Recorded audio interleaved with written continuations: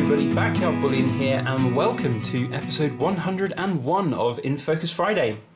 Now, last week we had a very special episode. I unveiled and showed a 100-ounce Baird & Co. bar as a celebration for 100 episodes of In Focus Friday.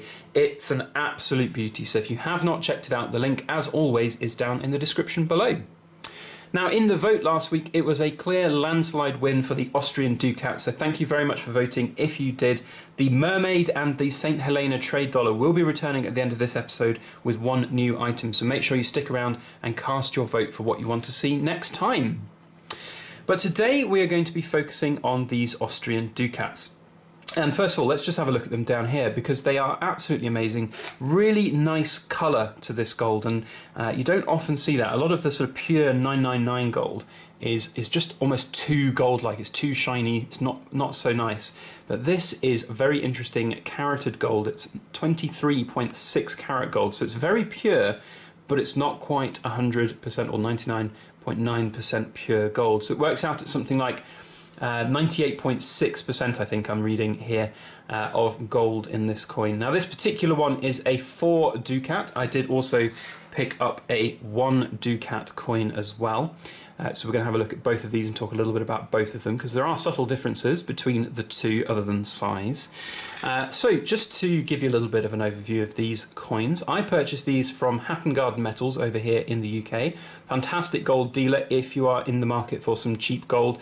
They have pretty much most of the time, depending on what the markets are doing, they have kind of 3%, 4% gold readily available. So definitely a great place to buy gold. And I was browsing their stock and I saw this particular coin and I had my my budget hat on. I was in the market for a little bit of gold and we were riding the wave down to these prices, so it was a very good price piece of gold that I was looking to pick up.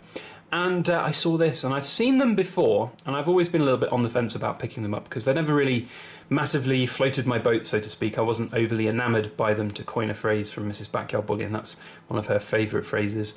But I decided in the end to actually pick it up simply because it looked pretty cool. It was a very big coin, and I was curious about that. You know, I'd read the descriptions and said it said it was very thin.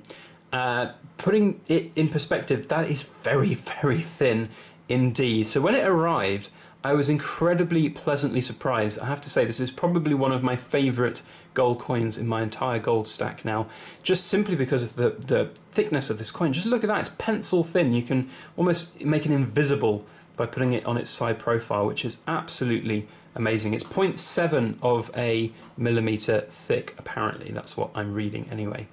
Now, this 4 Ducat here is dated from 1915. It weighs 0.44 ounces. So they're odd weight sort of fractional gold coins. Now, I know a lot of you who have been watching a lot of my videos about my kind of perma pension stack, my long-term pension stack, know that I am a big fan of capital gains exempt coins because of that whole kind of reason. And you might be thinking, well, why are you picking up stuff which is not capital gains exempt? Well, here's my thoughts on that subject. You know, I'm going to be using gold as a kind of drawdown pension pot. So as long as you are disposing of these kind of non-capital gains exempt coins in the right sort of time frame, you know, you're picking and choosing it one every year or something every year so that you're well below your capital gains tax allowance, then it's absolutely fine to be doing this and you can enjoy the different variety of coins. Look at the light playing off that, it's absolutely amazing. And you can enjoy the different varieties of coins which are out there, and that's very cool to do. So I also picked up along the way as well a little 1 Ducat coin, and you can see the big difference here is the kind of almost proof shiny background of this coin. So this and this one, in fact, both of these are restrike coins, so I don't exactly know when they were made. I would imagine that they are not from 1915 themselves. They were all restruck in various years after that. And in fact, I do believe they are even restruck to this day. So I don't know whether this is a very modern restrike or whether it's from the 1920s or 30s. If anyone knows how you identify that, then do let me know. I'd be very intrigued. But these Ducats were made from all the way back from sort of 1600s all the way up to 1915, and this particular version of it, if we can get this one in focus, this is the 1 ounce. Sorry, I was going to say 1 ounce. This is the 1 Ducat version. This particular iteration with Franz, what was his name? I want to get this right because there's two Frances. Franz Joseph I of Austria.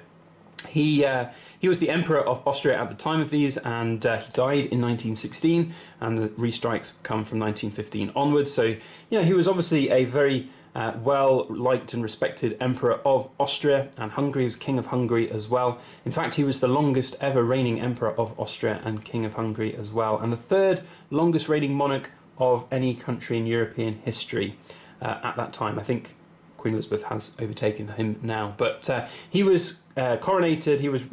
He was made emperor and king in 1848, and he passed away in 1916. So he was on the throne for a good long time. In fact, he was a very young monarch. He was born in 1930, so he was only 18 years of age when he ascended to the throne, which is very interesting indeed. Now, another very interesting fact about him was that his nephew was Archduke Franz Ferdinand, who was the straw that broke the camel's back of World War I when he was assassinated. So that's another very interesting part of history. I don't know too much about the politics of Austria-Hungary at the time and its affiliations and allegiances, and obviously they were aligned with World War I Germany. I don't really want to get into that whole topic. I don't know enough about it to comment on it, but that is something about the history of this coin and country, which is very interesting, I guess, and something that would be well worth looking into in the future, but that's not really the focus of In Focus Friday. We're here to look at this glorious gold coin. Now, one thing that's obviously really cool about this is it's old worldy kind of gold. It looks great. It has that kind of old world feel. We've got this kind of crest of the eagle, the Austrian crest, and we've seen this before on the Maria Theresa thalers. Of course, that was Austria as well, and it's really very interesting to see it kind of on the gold coin compared with the thalers. You know, obviously, thaler-wise, you're probably looking at thaler at the same size as this 4 Ducat coin. So I really should have dug out some of my thalers so that we could have them side by side to compare and contrast. But you know, the gold version of it is exceptionally beautiful, I have to say, and I think I prefer. I don't know, actually. You know, I love the size of this 4 Ducat coin, and that's one thing that really draws me to it. But the kind of almost sort of dull finish, matte finish of the smaller 1 Ducat coin is, in my opinion, better than this shiny proof coin look that we've got here on this 4 Ducat coin. But I would love to know your opinions on this particular coin, on this design. I mean, look at the thing that gets me about this is the thinness. Just look at that. I have never seen a coin like that. In fact, if we get close enough, I bet you I can get my fingers out of the frame and we just have the rim of the coin. As you can see, it's a reeded coin. Look at that. It's almost like a thread of gold up against the camera. Very, very interesting indeed. I've never seen that before, and that was one thing that really took me by surprise when this coin arrived from Hatton Garden Metals. So yeah, do let me know your thoughts on these coins. I really like them. I think they are a great way of collecting some fractional gold coins for a decent sum over spot.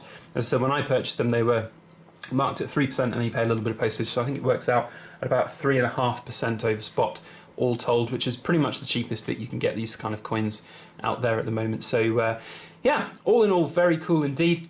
Let me know, do you have them? Do you have some of these yourself? Have I got any of my facts wrong in this particular video? Please correct me if I have. And if I have inspired you to purchase some of these coins, then do let me know. That's always a really interesting part of In Focus Friday. So there we go. Those are the Austrian Ducats in gold. Now, returning coins from last week. So we have the Rising Mermaid from Fiji, which is very, very interesting, and not everybody loves it, but I have a feeling it'll look pretty good up close to the camera. And then there's another coin which was incredibly popular earlier this year in one of the group orders which I did, which is the St. Helena trade dollar.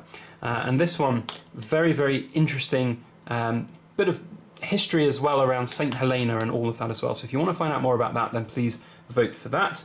And then the last item to grace this table for In Focus Friday voting is a Canadian Silver Saber maple leaf. So this is from my very good friend Canadian Silver Saber over in Canada, and he has sent me this very recently, and it is a very cool piece of hand-poured silver which I want to share with you guys. So if you'd like to see that and hear more about Canadian Silver Saber, then please do vote for that.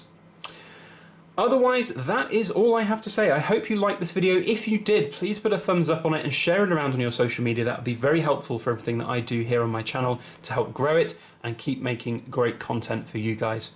And if you'd like to see more episodes of In Focus Friday, there's a playlist down below with all 100 previous episodes.